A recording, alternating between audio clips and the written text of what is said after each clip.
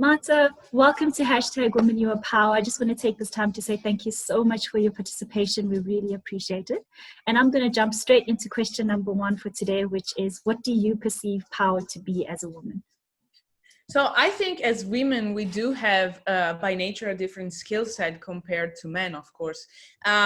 The deal is we need to accept it a little bit more and to be more self-aware of what we have and use it for our own advantage. And of course, the ability of adapting ourselves. So literally knowing the context in which we are and then trying to get the best out of it. So if you don't listen, it's impossible to do so.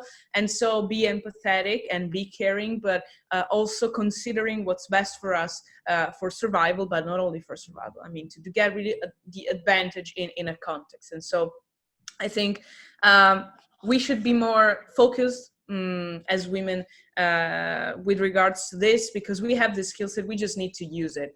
And so that might be the case in many cases when we are not heard or we feel we cannot do something, and we can. I mean, we're women, so we can, but we can do many things at once. So I think we maybe need to focus a little bit more, but we have the adaptability. We can adapt. So I feel we adapt best. And so why don't we? So I love that answer, adaptability and being agile, being fluid, no matter what it is we're doing.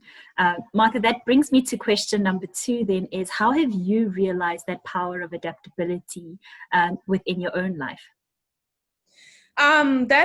This question has two sides of an answer. One is the professional side, the other is the personal side. I would say from literally the time I remember the first time probably I fell in love and then, got my heart broken. Of course, you learn resilience from a young age, and this happens to men as well, I know. But my creative production and my strive towards something greater of myself and to a better version of me was always driven by other people and their judgment of me. So when I learned that, I knew that I had a power for myself to be better and to actually create something bigger and bigger and bigger all the time. And I didn't really need to be heartbroken, right?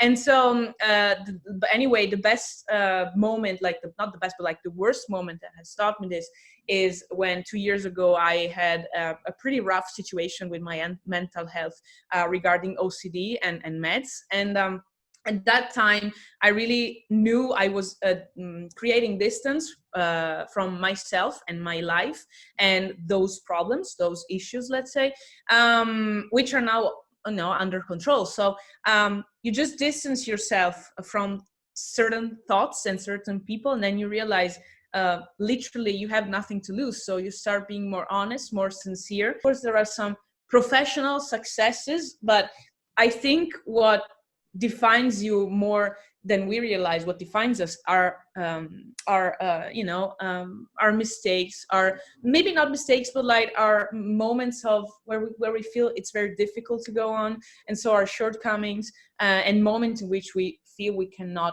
do it anymore. And then you get up and you say, no, I'm gonna do it. And compounding those moments give you, if you pay attention enough, if you adapt, literally gives you the tools to create a better version of yourself, which is basically the choice between living or existing. I love that living.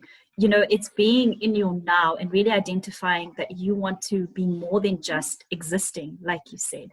And then this brings us to my last question for you in the session today. And that is, you've gone through quite a lot in realizing that power that you hold within yourself. And I want to find out if you've managed to share that realization or that power with the world or, your world around you. I did because that's the reason I started creating content. I started really creating content when I realized the power of the internet a couple of years ago. And honestly, really late if you compare to my artistic expression before. But no one knew. But I published a book when I was 18, and there were poems inside from it when I was 13 to 16. So I mean, there were signs. And I think in life, you really need to read the signs of things. And sometimes we forget how we were when we were younger, but that tells you very much about you as a person. And maybe you forget about it, but then it comes back in some way when you're older. And so it was on the 3rd of February 2018. Yes, I shared my first video on LinkedIn. Video went viral, and I said to myself, oh, well, why is this happening? And then another video and another video, another video was the beginnings of was the beginning of the video featured in LinkedIn, on LinkedIn. So there was no one creating it. So I was like kind of a first mover in my country, which is Italy, by the way. But I was then realizing I needed to expand the content I posted. And so I started writing again. I have 2 podcasts. One is in English, and I'm going to invite you as the first guest ever, because I'm opening up to guests. And then I have a podcast on mental health, which is in Italian.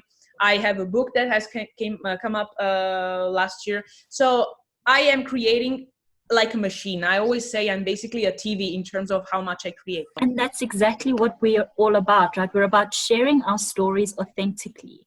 And this is exactly what this platform is for. And I want to thank you for that, for really, like you said, sharing your content and pushing that content out like a freaking TV. Yeah. Flooding I have on my Instagram handle, I'm basically a TV. I was going to wake up one day, turned into a TV or something like that. Well, we thank you so much for your time, Marta. I've really learned a lot about you even in this session. And I want to say thank you for sharing your story with us, because it is insightful and it is empowering as well for anybody who listens to it. So the last thing I can say to you is, Marta, woman, you are power. Thanks. Thanks very much for having me.